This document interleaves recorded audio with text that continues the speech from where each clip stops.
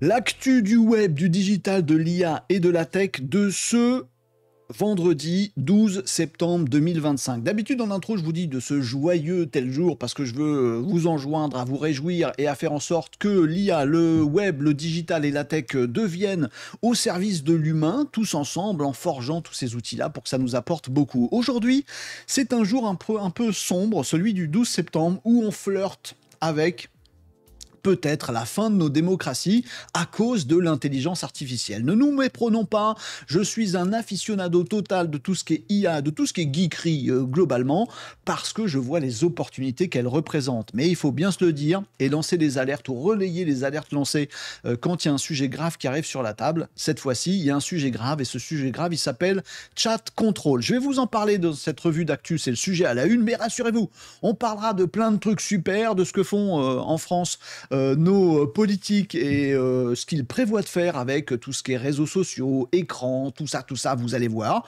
Il y a des trucs nuls, mais il y a des trucs très bien. On va positiver cette histoire avec tout ce qui se passe dans le monde de l'IA. Et vous le verrez, il s'en passe beaucoup, notamment aux États-Unis. Il y a un cataclysme qui est arrivé. On n'y croyait pas, ça se concrétise, ça rebat les cartes de tout. Je vais vous expliquer. On parlera aussi de l'avenir de votre communication sur le web avec l'IA qui vous pique tout. Eh ben peut-être qu'elle va plus tout vous piquer, vous allez voir, et on terminera cette revue d'actu avec ces 3 PO.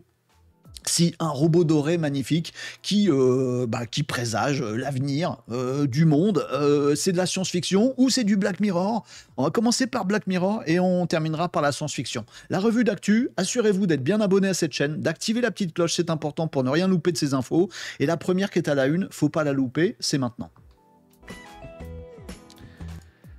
Ça s'appelle donc Chat Control. C'est grave, c'est très grave. L'Union européenne est en train de rentrer dans une phase de délibération presque finale aujourd'hui, à l'heure où je tourne cette vidéo, je ne sais pas quand est-ce que vous la verrez.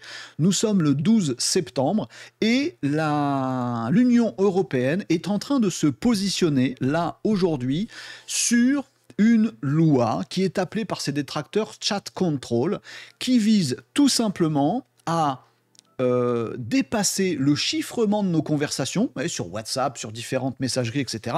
Les communications, elles sont chiffrées de bout en bout. Ça veut dire que dès que vous envoyez le truc, à aucun moment ça apparaît nulle part et que c'est piquable ou regardable par quelqu'un, c'est chiffré de bout en bout. Eh bien, cette fameuse chat control est une proposition européenne, donc à l'échelle de l'Europe réellement, qui vise à dire, attendez, juste avant qu'on commence le chiffrement, du coup il sera plus du tout de bout en bout, avant qu'on commence le chiffrement, on touche pas au chiffrement. Ah, mais non, mais tu le retardes. Qu'est-ce que tu fais dans ce retard de chiffrement? Eh ben on va récupérer toutes ces données-là et on va les faire traiter par une intelligence artificielle, le pire usage de l'IA sur cette petite planète, c'est peut-être celui-là. Vous allez me dire ce que vous en pensez.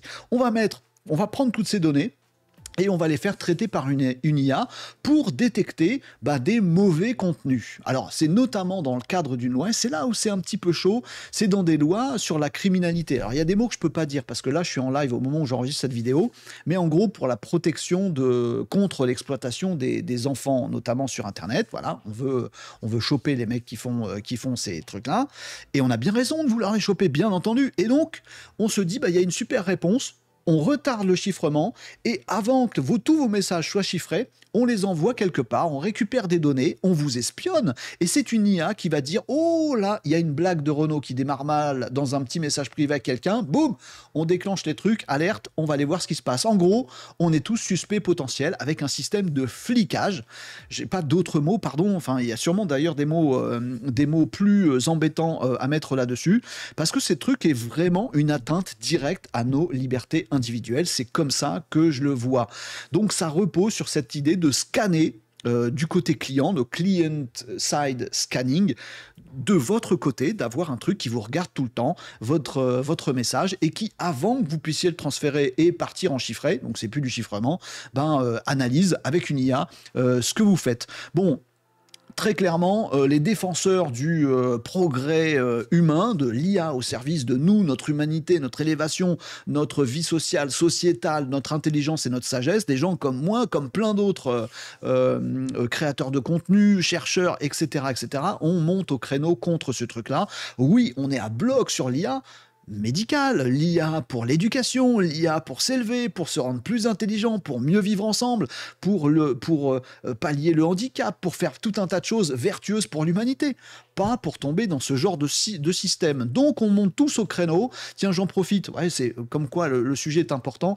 C'est pas commun pour un créateur de contenu ce que je vais faire. Je vous conseille d'aller regarder, si vous êtes fan d'Instagram, enfin plutôt utilisateur d'Instagram, d'aller suivre le compte de Ninon IA, créatrice de contenu, également dans le domaine de l'IA comme moi. Voilà, vous pouvez multiplier les sources, etc. Et elle s'élève beaucoup contre ce truc-là. Elle a totalement raison. Je me fais son relais. Et on est nombreux à le faire. On est absolument contre cette histoire de chat control. Et c'est grave ce qui peut se passer.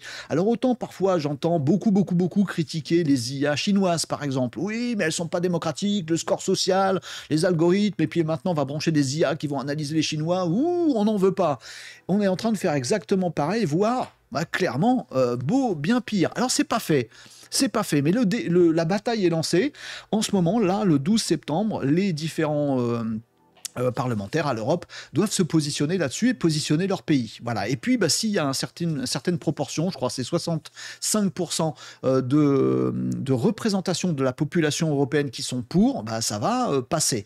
Alors, il y a peu de chances que ça passe, mais on est à un point de bascule. Là, aujourd'hui, ça se positionne, et dans un mois, en fonction du positionnement, ça peut être voté. Donc, dans un mois, on peut se retrouver tous sous surveillance, suspects potentiels, avec une IA qui va contrôler toutes nos données. Si tout ça, vous le rapprochez à des mouvements politiques, à des tensions qui se durcissent et tout ça maintenant, tout ça, ça nous amène au pire épisode de Black Mirror, enfin au pire truc qui puisse arriver. Il faut arrêter ça tout de suite.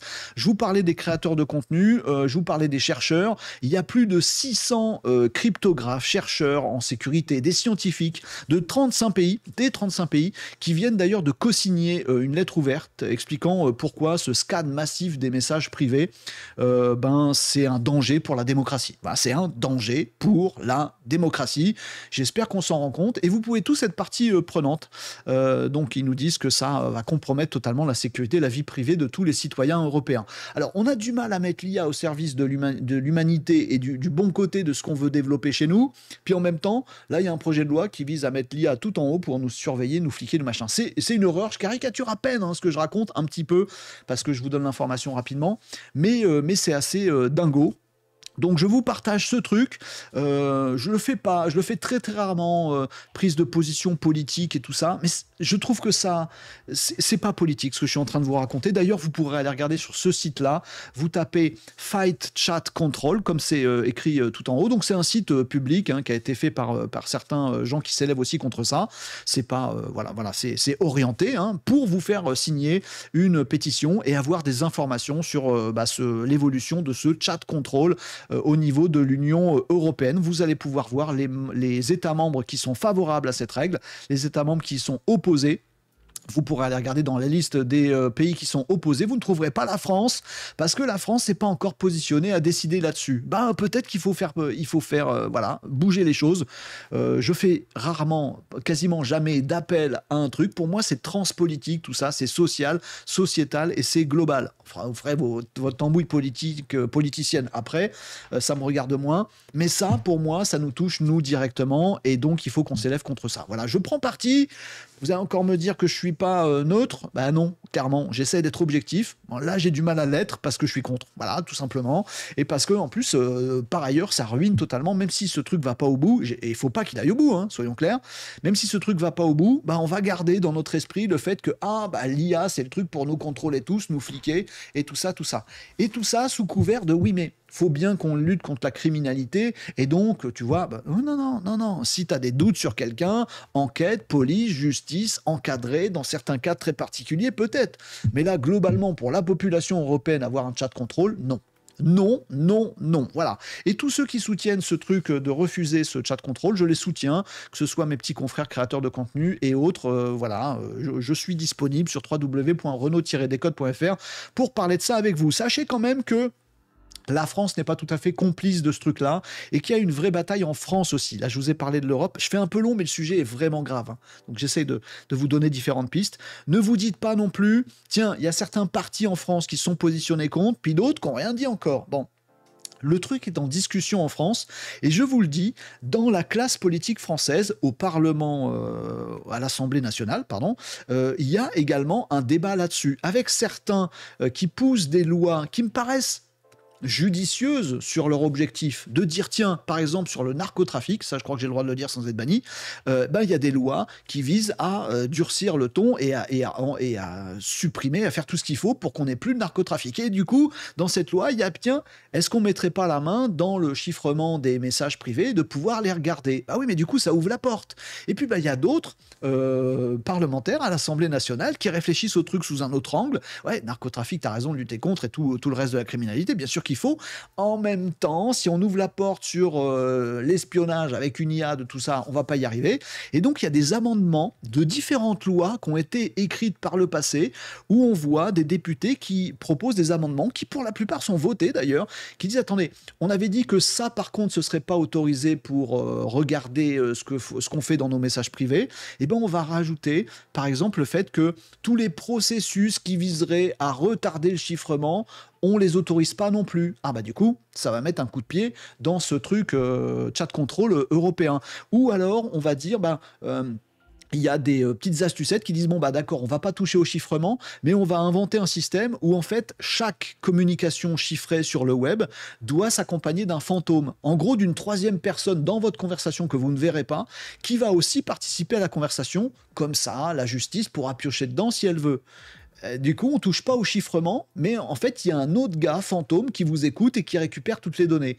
Et puis d'autres qui disent non, non plus, les trucs fantômes, on les autorise pas. Il y a une vraie bataille qui est en train de se jouer là-dessus. Je fais un petit peu long, c'est un sujet un peu profond, mais c'est notre démocratie qui est en jeu parce qu'on est en train de définir. Et c'est très bien qu'on le définisse, mais il faut pas se précipiter, faut dire ce qu'on veut, faut dire ce qu'on veut pas, faut voir les deux côtés, il faut prendre la bonne mesure, et le sujet est très très complexe. En tout cas, le chat control tel qu'il est proposé aujourd'hui par l'UE, dites non. Renseignez-vous avant de me suivre aveuglément, évidemment, renseignez-vous, informez-vous, regardez le site que je vous ai montré tout à l'heure, suivez d'autres gens qui parlent de ce sujet-là comme je le fais aujourd'hui, ou pas comme je le fais aujourd'hui, et faites-vous votre opinion, mais ne subissez pas. Voilà, c'était mon petit point rageur levé. Vous me direz ce que vous en pensez en commentaire. Et puis, voilà, chacun donnera son avis là-dessus pour que les choses avancent, mais dans le bon sens.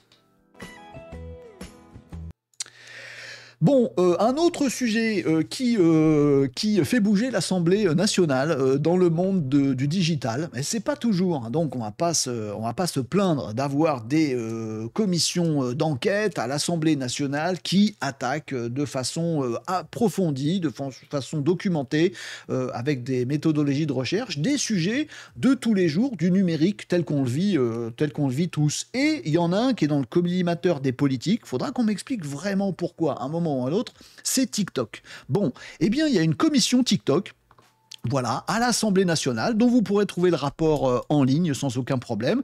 Vous trouverez ça. Vous tapez rapport TikTok, vous allez ou commission TikTok, vous allez tomber forcément là-dessus. Il y a tout un rapport qui est très très long, donc je ne vais pas vous le détailler parce que flemme, mais qui est très intéressant à lire. Et je voulais vous en dire quelques mots de ce rapport TikTok, cette commission d'enquête parlementaire sur les effets psychologiques de TikTok, puisque le rapport vient d'être mis et il y a plein de recommandations. Hein, c'est pas juste un rapport pour dire voilà ce qui se passe. C'est un rapport pour dire voilà ce qu'on devrait faire. Alors il y a des préconisations qui sont faites dans ce rapport. J'ai préparé les pages parce qu'il y en a beaucoup. Ça, c'est les recommandations du président de cette commission. Et puis ça, c'est les recommandations. Il y en a 40 et quelques. Hein, je ne veux pas tous vous les passer en vue. Vous inquiétez pas, rassurez-vous. Mais allez voir si ça vous intéresse le détail des trucs. Peut-être que vous vous rendrez compte, comme moi, qu'il y a des très bonnes propositions et il y en a d'autres, c'est complètement à côté de la plaque. Et il va falloir faire le tri là-dessus. Donc on va suivre avec attention tout ce qui va se passer autour de ça. Personnellement, j'ai trouvé que les recommandations du président étaient bien plus mesurées, positives, constructives et s'attaquant aux vraies causes des vrais problèmes, alors que les recommandations de l'ensemble de la commission m'ont paru tourner vachement sur la communication, voire le lobbying, pour dire Agadé, on fait des trucs, on s'élève contre TikTok. Et pour moi, c'est un faux débat. Vous me direz ce que vous en pensez. En tout cas, il y a plein de préconisations qui sont ressorties de cette commission, donc avec notamment le renforcement de la responsabilité parentale. Voilà. Si votre enfant, il devient zinzin avec les réseaux sociaux, c'est de votre faute, parents. Fallait faire gaffe et fallait surveiller. Voilà. Le délit de négligence numérique.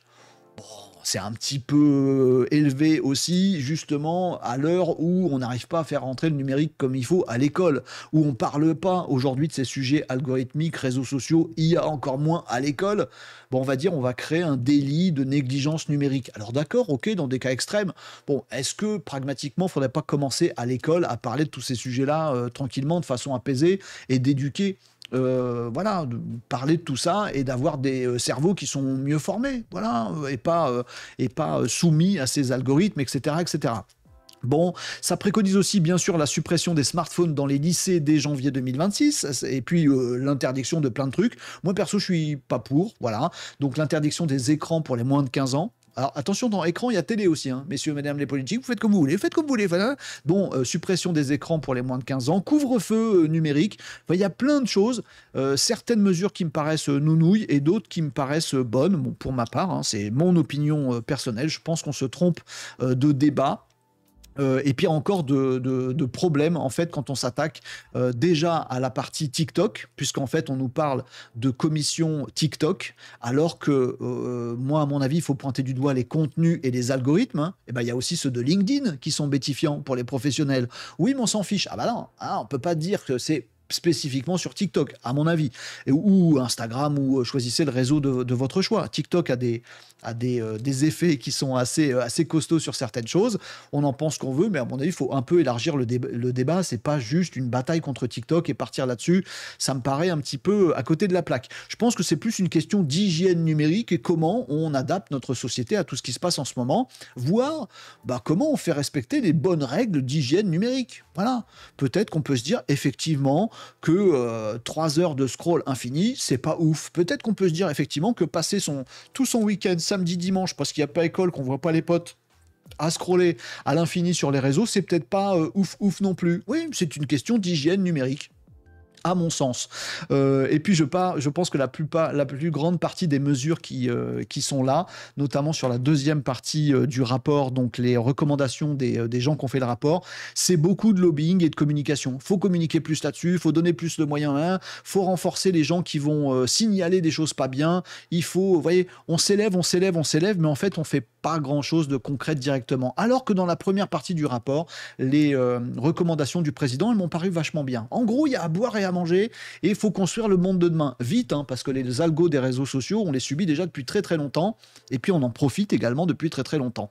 Moi, je pense qu'il faut cibler les contenus, les algorithmes, et à ce titre-là, je relève des choses vraiment intéressantes. Vous me direz ce que vous en pensez en commentaire.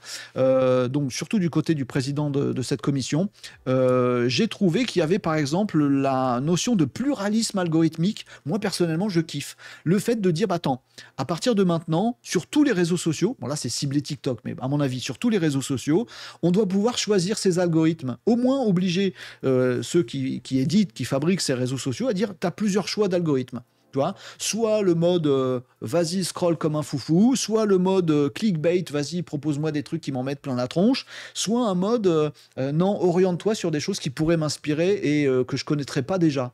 Et si on changeait ça, notamment sur LinkedIn, fais-moi découvrir des gens qui parlent de trucs que je ne connais pas et des gens que je ne connais pas, peut-être qu'on n'aurait pas du tout le même LinkedIn qu'avec un algorithme qui dit montre-moi uniquement des trucs clickbait de gens qui sont malheureusement déjà dans mon réseau ou qui parlent de la même chose que des trucs dont je suis déjà au courant. Vous voyez, on aurait une pluralité d'algorithmies, ça me parle beaucoup. On parle aussi de qualifier tout ce qui est opération live, par exemple de dons sur TikTok, voilà, faites ceci, puis faites plein de dons qui se transforment en sous derrière, on peut peut-être les qualifier de jeux d'argent, ce qui tomberait sur le coup des lois qui existent déjà, tout simplement. Juste comprendre que certains trucs c'est des jeux d'argent, d'autres trucs le sont pas. Mettre la DGCCRF à la page numérique, se dire tiens, sur le web on profite de plein de trucs marketing, promotionnels, qui vous vendent du rêve avec des promesses de foufou, peut-être qu'on peut brancher la DGCCRF pour s'attaquer à ces contenus et à ces algorithmes, plutôt que de s'attaquer juste à TikTok. Je vous passe tout ça pêle-mêle, mais je pense qu'il y a là aussi une construction du monde d'aujourd'hui et du monde de demain à faire. Il y a des bonnes choses à mon avis dans ce truc, il y a des mauvaises choses à côté de la plaque aussi dans ce truc. C'est peut-être à nous de juger et puis d'orienter nos parlementaires et puis de leur faire un petit mot en disant moi je pense que, ou moi je pense que. Voilà, choisissez vos moyens d'action ou soyez bien au courant, on va surveiller tout ce qui se passe là-dessus pour voir où ça nous mène. Mais je pense qu'on est à une étape de tournant où il faut choisir ce qu'on veut et ce qu'on veut pas. pas, bah, c'est maintenant que vous pouvez agir. Donc n'hésitez pas. Et en tout cas, tenez-vous bien au courant de tout ça. Et puis le rapport, il est disponible en ligne sur le site de l'Assemblée nationale. Allez, beaucoup de sujets super heavy là aujourd'hui dans cette revue d'actu. J'ai fait les deux gros, voilà. Maintenant, on va se reposer un petit peu et on va retourner, bah quand même, on va peut-être pas se reposer non plus parce qu'on va retourner dans des trucs assez monstrueux qui se passent au niveau de l'IA, notamment américaine, avec deux grosses choses qui se sont passées et je terminerai cette revue d'actu par des robots. La première chose, c'est les infidélités de Microsoft avec Anthropic, monsieur Microsoft et madame Claude. J'ai pas pu m'empêcher. En plus, je l'ai préparé ce jeu de mots complètement bidon. Mais vous voyez le truc, Claude d'Anthropic va être intégré dans Copilot de Microsoft. Est-ce que vous voyez les enjeux qui sont en train de changer et les plaques tectoniques qui bougent grave? C'est aux États-Unis, mais on est tous utilisateurs de tout ça. Vous avez Office 365, vous avez Copilot dans vos outils Microsoft de bureautique habituels, etc. Et bien jusqu'à maintenant, bien sûr, Microsoft et OpenAI, pas Anthropic, concurrent OpenAI, sont cul et chemise depuis toujours, gros actionnariat, etc., etc. Ils sont vraiment liés. Il y a quelques jours, semaines à peine, je vous parlais du fait que Microsoft avait sorti des modèles IA propres à Microsoft pour prendre un peu leur indépendance d'OpenAI. Et là, je suis en train de vous dire que, visiblement, il y a un accord auquel j'ai pas accès. Je ne sais pas s'il est payant ou pas payant, je l'ai pas trouvé. Mais en tout cas, il y a un accord entre Microsoft et Anthropic. Grosse infidélité à OpenAI, chez le concurrent direct, qui vise à intégrer Claude, notamment les dernières versions, Claude Sonnet 4, dans les outils Copilot. En gros, on s'oriente du côté de Microsoft vers des outils au service des gens, bureautique, système d'exploitation, Windows, etc., qui vont, eux, ces outils, exploiter plusieurs IA. Ils vont pas manger dans une seule crèmerie pour dire c'est nous qu'on propose le truc le mieux. Non, ils sont en train de se dire on va changer un petit peu, on va prendre nos distances avec OpenAI, on aura nos propres modèles, notamment pour la voix, etc., etc. Et puis, on aura aussi des modèles d'Anthropic. Et en fonction de ce qu'on va demander à notre ordi demain, à notre navigateur, à nos outils, à notre bureautique, à notre Windows, voilà, on va exploiter différentes IA. Le truc est en train de se morceler. Les concurrents deviennent aussi partenaires sur certaines choses. Les alliances se forment et se déforment. Il se passe plein de choses. On notera le petit mouvement complémentaire. Bon, à mon avis, c'est pas un hasard. Du fait que maintenant, quand vous allez sur Claude d'Anthropic, alors moi, j'y ai pas encore accès à l'heure où je vous le dis. Apparemment, ce dont je vais vous parler, c'est réservé pour l'instant, c'est déployé pour les utilisateurs max de Claude, et puis ça va se déployer un petit peu partout. En tout cas, il y a une fonctionnalité que j'ai vue fonctionner qui semblerait intégrer davantage les formats Microsoft à Claude. Dans Claude d'Anthropic, on va pouvoir très bientôt dire génère-moi un fichier Word ou tiens, voilà mon fichier Excel, rajoute telle colonne avec telle recherche. En fait, on va bosser avec du format Microsoft, de la bureautique, on va faire bosser notre Claude. Vous voyez, donc dans les deux sens, il y a un petit rapprochement qui est en train de se faire. On verra comment ça bouge les plaques tectoniques des GAFAM, des GOMAX, des fabricants des intelligences artificielles, Google, OpenAI, Meta, Anthropic et xAI. On verra comment toutes ces choses bougent à notre service à nous. Si c'est du pluralisme d'IA, c'est peut-être plutôt pas mal, plutôt que d'avoir un gros acteur. En même temps, si c'est un Microsoft qui garde la main sur tout parce qu'il va bosser avec toutes les IA, ça nous fait un nouveau géant frontal. Bon, on verra bien comment tout ça évolue, mais on surveille tout ça de très près.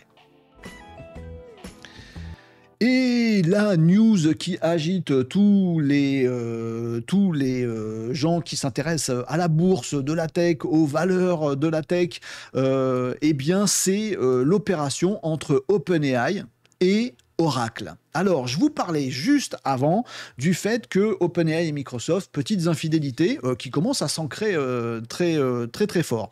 Moi qui suis un vieux geek, voilà, j'ai connu une époque où les gros adversaires dans le monde de la tech, à une certaine période, c'était Microsoft versus Oracle. Oracle, c'est une boîte qu'on connaît pas trop, nous, en France, parce que c'est une boîte qui a beaucoup œuvré sur l'informatique globale, sur l'informatique dans les entreprises, sur la data, sur des outils de développement, à l'heure où c'était pas du tout grand public, tout ça, mais c'est une gigantesque boîte, une gigantesque entreprise, Oracle, extrêmement puissante et qui est restée extrêmement puissante. Qui l'est encore plus parce que son patron, qui n'est autre que ce monsieur, alors toute comparaison physique mise à part, ou je laisse ça à votre sagacité, à votre jugement, Larry Ellison, quelqu'un qu'on connaît depuis très longtemps dans la tech américaine, est assez proche de Donald Trump, semble-t-il. Donc, Bon, ça peut favoriser des petites choses. On avait parlé d'ailleurs d'Oracle il y a quelques semaines dans le fait que TikTok US pourrait être revendu à un Américain. Ben, ça aurait pu être lui. Eh bien, ce monsieur, Larry Ellison, est aujourd'hui, vous le voyez sur le site des Échos ici, est aussi devenu l'homme le plus riche de la planète. Pourquoi? Bah parce que justement, il vient de conclure un deal avec OpenAI. Oracle et Microsoft ennemis. Microsoft, infidélité par rapport à OpenAI avec Anthropic. Et OpenAI, rapprochement avec Oracle. Bon, pourquoi ce rapprochement et pourquoi Larry Ellison devance du coup Elon Musk comme première fortune virtuelle, capitalistique du monde? Eh bien, c'est parce que le deal qui vient d'être passé se montrait à 300 milliards de dollars, ce qui est absolument phénoménal. Alors on avait parlé avant l'été des projets Stargate, vous savez, de construire des gigantesques data centers avec OpenAI, Sam Altman à leur tête pour piloter le truc, mais avec tout un consortium des géants de la tech, pas que américaines, des gens justement à l'international qu'on fait venir aux États-Unis pour bâtir ce projet souverain aux États-Unis avec le soutien de Donald Trump. Et à l'époque, on s'était dit, mais ils balancent des sommes folles. Ah, le prochain Stargate, ça va être un projet à 500 milliards de dollars. Mais les 500 milliards de dollars n'existent pas, c'est pas possible ces montants-là. Bah si, ça y est, Oracle vient de rejoindre OpenAI dans ce projet titanesque, donc pour fournir du data center, de l'inférence, des calculateurs, des capacités informatiques tout simplement, avec Oracle qui va donc mettre une valeur de 300 milliards de dollars sur la table dans ce deal. Alors où est l'argent? Qui paye qui? Eh ben, les analystes financiers sont particulièrement dans le flou par rapport à ça. On n'exclut même pas le fait qu'il puisse y avoir du partenariat public-privé très poussé là-dessus. Pourquoi pas la planche à billets américaine qui va fournir l'argent pour que Oracle puisse mettre tout ça en œuvre et du coup profiter d'une capitalisation de 300 milliards de dollars en plus alors que les sous sont venus du ciel. Enfin bref, l'enjeu est tellement phénoménal qu'on y voit flou dans tout ça, mais en tout cas il y a bien cet accord de dingo à 300 milliards de dollars. Je ne sais même plus compter jusque là, c'est pas possible comparé à des PIB des États, c'est absolument faramineux et ça nous dit à quel point l'IA va vite, va fort et à quel point géostratégiquement c'est un enjeu absolument dingo.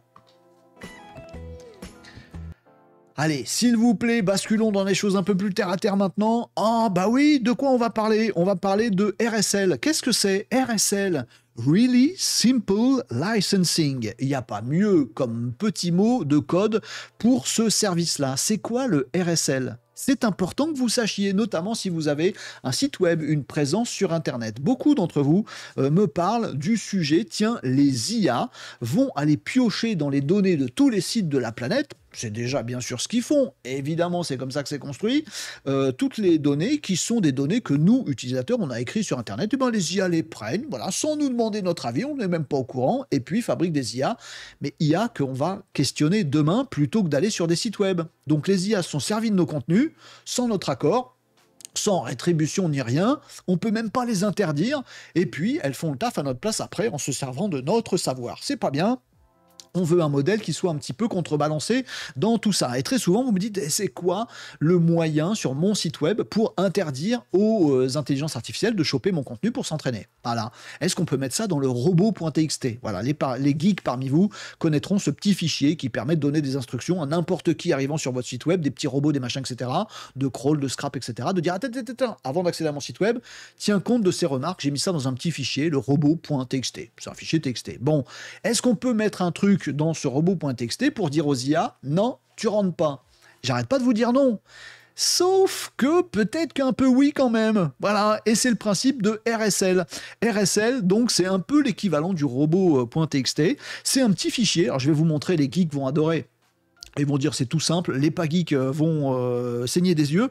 Bon, c'est un petit fichier qu'on met sous un certain format. Donc ce format, c'est ça qui a été inventé, c'est le format RSL. Ça a été inventé par les inventeurs du RSS aussi, pour les geeks qui connaissent, de schéma.org. C'est de la mise en forme de data qu'on va mettre dans un petit fichier et qu'on va poser à la racine de son site web. Le RSL, c'est un format.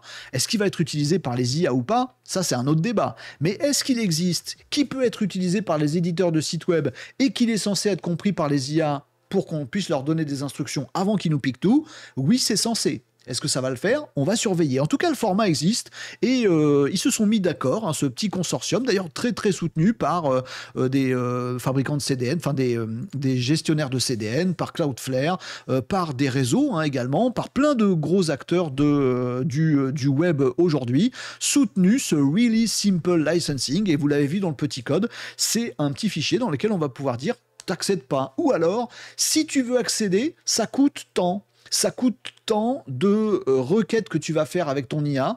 Par exemple, parce que tu veux pas choper mes données pour l'entraînement, mais par contre, quand on te pose une question à toi, IA, tu vas faire des recherches et faire ressortir mon truc, on peut lui dire, à chaque fois que tu vas proposer des morceaux de mon site ou mon site à des gens via ton chatbot IA, tu vas me devoir tant. Est-ce que ça va être suivi des faits? Est-ce que les fabricants d'IA vont se dire ok, on va jouer le jeu et puis on va regarder les tarifs, puis en fonction on n'ira pas voir ton site, et puis en fonction on te rétribuera pour ce que tu demandes. Une nouvelle économie du web au service de l'IA, mais qui ne se laisse pas bouffer par l'IA non plus. En tout cas, il y a un format qui existe. Il s'appelle RSL. Vous avez tout intérêt à savoir que ça existe et à regarder un petit peu de plus près si vous êtes un éditeur de site web. Je pense que les choses bougent là-dessus et qu'il faut être là dès le départ. Et le départ de RSL, c'est maintenant. Donc intéressez-vous. Ce format, c'est vraiment pas compliqué et vous pouvez le mettre en place dès maintenant. Utilisé ou pas utilisé par les IA, on verra bien comment ça tourne. Et enfin, dans cette revue d'actu extrêmement longue, mais il y avait des sujets extrêmement profonds, le voilà, C3PO. Oui, je parle de tech à la fin de cette revue d'actu. Oui, je parle de robots humanoïdes, de robotique humanoïde. Non, c'est pas C3PO, même si il est doré. Il est doré comme Julien. Non, pas de jeu de mots, merci, c'est sérieux tout ça. Ceci est un robot doré. Alors, c'est pas juste bling bling pour de faux, c'est un revêtement spécial en or 24 carats qui se trouve, vous le voyez pas sur C3PO. Ah, les geeks, vous pensiez voir un bon vieux robot science-fictionnel tel qu'on concevait il y a quelques décennies. Non, c'est un robot pas science-fictionnel, il est réel, il marche, il bouge, etc. Et il est conçu par les équipes de Tesla, Elon Musk et pléthore. Et c'est pas Elon Musk qui visse les petites jambes du robot, mais une fuite organisée de cette dernière version de Optimus, une version toute dorée qui est apparue donc dans un tweet de Marc Benioff qui remercie Elon et Tesla. Voilà, je vais vous avancer un petit peu la vidéo pour que vous le voyez bouger, Pépère. Voilà, un petit peu plus loin, il bouge. En fait, il nous répond, on est en train de discuter avec lui, on est dans des bureaux, voilà, je sais pas trop où, et on voit ce robot qui poursuit sa route. Et c'est très bien, on se dit, c'est juste une version bling-bling dorée. Je vais vous garder l'image fixe ici pour que vous analysiez 2-3 petites choses sur cette image, puisque le web geekos est en ébullition et analyse ces images. Et sur X, ce post se fait défoncer en disant mais il marche comme s'il avait une couche pour adulte, il a des mains, on dirait un mannequin en vitrine de grand magasin, c'est ridicule. Qu'est-ce que c'est que ces mains? C'est pas des mains comme ça d'habitude qu'on a sur les Optimus, puisque c'est de lui dont il s'agit. Et puis surtout, ce qui a fait réagir, c'est aussi ça, le fait que Marc Benioff nous dit super, hein, le truc génial qui va remplacer l'humain pour entre 200 000 et 500 000 $. C'est trop cool, nous dit-il. Pardon, vous avez vu le prix? Vous avez vu le prix? Bon, alors, on n'a pas tous les détails techniques de ce nouveau Optimus, version luxe. C'est pour ça qu'il coûte cher, hein, parce qu'il y a de l'or dessus, mais c'est pas que pour ça qu'il coûte cher, et tout le monde essaye de trouver des informations sur ce nouvel Optimus. Ce côté bling-bling ne cacherait-il pas des avancées technologiques absolument de malade? Et on est en train de se dire, les mains ridicules, ou qu'on a jugé celles de mannequins, présentation de vêtements dans des vitrines, sont peut-être beaucoup plus avancées qu'on le pense, à tel point qu'elles ressemblent vraiment à des mains humaines. C'est une des avancées technologiques potentielles. Pour l'instant, on n'en sait pas beaucoup plus. Il pourrait y avoir des annonces là-dessus de la part d'Elon, des équipes de Tesla, sur ce nouveau Optimus. Peut-être qu'il aurait des mains biomimétiques, c'est-à-dire vraiment totalement repensées. On sait que c'est un vrai challenge, les mains pour les robots humanoïdes, avec un sens du toucher, vraiment des éléments tactiles sur les doigts, leur permettant d'être hyper précis. Et on a ces bruits-là, potentiellement des tendons, un système similaire aux tendons humains dans les avant-bras pour mécaniser, pour faire bouger ses mains. Donc peut-être que c'est des mains ridicules de mannequins, peut-être que c'est des mains les plus avancées de la robotique humanoïde qu'on a sous nos yeux ici. Bon, à vous de vous faire une opinion là-dessus. Nous, on va rester en veille là-dessus, parce que ça pourrait complètement changer le paysage de la robotique humanoïde et passer encore une fois un step énorme supérieur. Bon, vu le prix, je suis pas sûr que ça puisse être partout, mais il y a d'autres choses qui sont dingues, hormis le côté bling bling en or 24 carats et les mains. Il y a aussi le fait qu'il y ait deux IA distinctes dans ce robot, et c'est ce que nous montre aussi un petit peu la vidéo. Il a l'aspect conversationnel, avec peut-être des éléments de réaction de visage, de bougeage de tête, de voix bien sûr, d'écoute également, de reconnaissance faciale également, pour savoir que c'est son maître qui est en train de lui parler, lui demander des trucs et qu'on va lui servir sa bière avant le cocktail de Madame Bichu. Bref, il y a une IA pour gérer toutes ces interactions et une autre IA pour gérer l'ensemble des mouvements. Cette autre IA aurait été totalement, je parle au conditionnel, totalement repensée et basée sur le full self-driving de chez Tesla, des voitures. Donc ce robot Tesla, qui paraît rien comme ça et un peu bling bling, peut-être qu'il serait full autonome et beaucoup plus sécurisé dans ses mouvements, capable de tout analyser, avec de la vision plutôt qu'avec du radar, etc. Et donc de se mouvoir dans des environnements changeants, discuter avec des gens, éviter une chaise, bouger autour d'un bureau, etc., etc. Ce qui nous fait sortir la robotique humanoïde de l'usine, là où on lui faisait avant faire des gestes un peu encore répétitifs, un peu adaptifs, mais pas trop, pour aller bouger des pièces automobiles dans les usines de chez Tesla ou autres. Et ben là, il se retrouve dans un bureau à pouvoir se mouvoir comme il veut, de reconnaître les gens et de discuter avec tout le monde. Et en plus, s'il a des mains super, c'est génial. On nous parle aussi d'une capacité de levée de poids de 500 kg. Il peut lever des charges de 500 kg. Est-ce qu'il peut se promener avec? Ça me paraît énorme. Bon, et puis la batterie, une autonomie d'une journée. Voilà, sans recharge, ce robot serait capable d'être autonome pendant toute une journée. Bah, du coup, ça bouleverse totalement d'autres blocages qu'on connaissait dans la robotique humanoïde. C'est assez dingue et plein d'autres choses qui peuvent être notées dans ce robot. En tout cas, c'est peut-être une amélioration gigantesque de la robotique humanoïde et le fait que la robotique humanoïde sort des usines et arrive dans nos vies. Et c'est peut-être une étape supplémentaire. Elon Musk, lui, ne fait que répondre de façon très laconique sur ces choses-là. Ouais, c'est vrai que le robot, il est super. On attend des grosses annonces là-dessus, mais toutefois, Elon Musk a quand même répondu un petit peu à ces questions en expliquant tout simplement qu'il était persuadé que Tesla, l'activité automobile, donc 100% de Tesla aujourd'hui quasiment, l'activité automobile de Tesla, ce serait secondaire dans vraiment pas très longtemps. Bref, capacité de production de Tesla, peut-être qui va être mise sur les Optimus, sur ces nouvelles versions, peut-être pas en or 24 carats, mais ça peut totalement bouleverser notre société, notre monde, nos emplois. Bah oui, il faudrait réfléchir à tout ça vraiment parce que ça va très très vite. Bah donc il faut réfléchir très très vite. En tout cas, ça bouge et ça bouge beaucoup. C'est du flanc où il y aura des annonces. On verra bien, on va se tenir très très au courant. Allez, voilà pour les actus du jour. C'était très très long cette revue d'actu, mais vous aurez compris qu'il y avait des sujets graves, même les sujets rigolos de C3PO. Ah, c'est pas C3PO, c'est Optimus. Ça remodèle notre monde de demain. Il y a le sujet du chat control qu'il fallait absolument, que je vous en parle. De tout ce qui est aussi décisions qui sont en train de se prendre en France par nos politiques, des bonnes et des moins bonnes. Ah, bon, c'est maintenant. On est à une croisée des chemins. Il faut parler de ces sujets graves là, surtout quand on voit ce que je vous ai dit aux États-Unis. Ça avance et ça avance très très fort. Bref, ce monde est fou, ce monde bouge, on va se recentrer sur nos quotidiens, mais il faut qu'on pense aussi à tout ça, donc assurez-vous d'être bien abonné à cette chaîne. Rejoignez-nous aussi en live. Renaud Décode, c'est essentiellement une émission live. Cette revue d'actu est enregistrée en live. C'est tous les lundis midi, mercredi midi, vendredi midi, qu'on puisse discuter de tout ça, tous ensemble, collectivement, et faire bouger les choses dans le sens qu'on veut pour profiter des opportunités et les bloquer dans le sens où on veut pas parce que on a notre humanité et nos démocraties à préserver. Vous me direz ce que vous en pensez. Je vous remercie et je vous donne rendez-vous pour la prochaine revue de l'actualité web, digitale, IA, tech sur Renaud Décode.